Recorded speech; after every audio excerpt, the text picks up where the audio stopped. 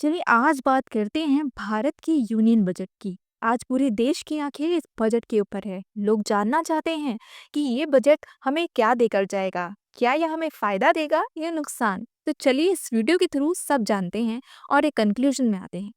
Finance minister Nirmala Sitharaman ने 1 फरवरी 2026 को कर्तव्य भवन में इसे पेश किया था। इस बजट का मुख्य फोकस विकसित भारत के विजन को मजबूत करना है, जिसमें ग्रोथ, इंक्लूसिवनेस और फिस्कल डिसिप्लिन पर जोर दिया गया है। सबसे पहले बात करेंगे ये टैक्स मिडिल क्लास के लिए क्या बदलाव लेकर आया है।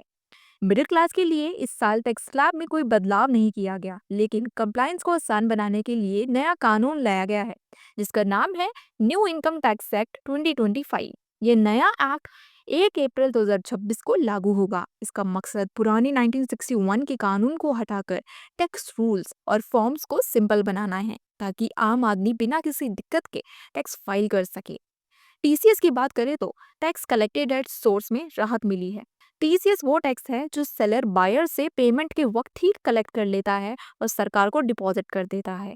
बजट में ये रिलैक्सेशन दी है कि फॉरेन एजुकेशन, मेडिकल खर्च और ओवरसीज टूर पैकेजेस पर टीसीएस रेट 5% से घटाकर 2% कर दिया गया है। बायबैक टैक्स की बात करें, बायबैक तब होता है जब एक कंपनी अपने ही शेयर मार्केट से वापस खरीदती है। अब इस पर होने वाला मुनाफा मतलब कैपिटल गेन्स टैक्स के दायरे में आएगा। तो गवर्नमेंट ने इस बजट में ये बताया है कि शेयर के बायबैक से होने वाली इनकम को अब कैपिटल गेन्स की तरह टैक्स किया जाएगा। एसटीटी की बात करें, एसटीटी वो टैक्स है जो स्टॉक मार्केट में शेयर्स या डेरिवेटिव्स की खरीद बेच पर लगता है। तो इस बजट में फ्यूचर्स एंड ऑप्शंस ट्रेडिंग पर एसटीटी को बढ़ा दिया गया है। फ्यूचर्स पर 0.2% से 0.5% बढ़ाया है और ऑप्शंस पर 0.1% से 0.15% बढ़ाया है।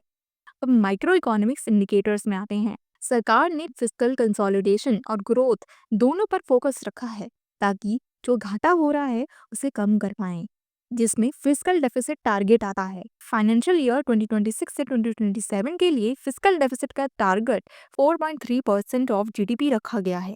पिछले साल ये 4.4% था। फिस्कल डेफिसिट वो अंतर है जो दिखाता है कि सरकार की टोटल रेवेन्यू उसके कुल खर्च यानी एक्सपेंडिचर से कितनी कम है। इस गैप को भरने के लिए सरकार डेब्ट लेती है। कैपिटल एक्सपेंडिचर यानी केपेक्स की बात करें, इंफ्रास्ट्रक्चर के लिए 12.2 लाख करोड़ अलॉट किए गए हैं।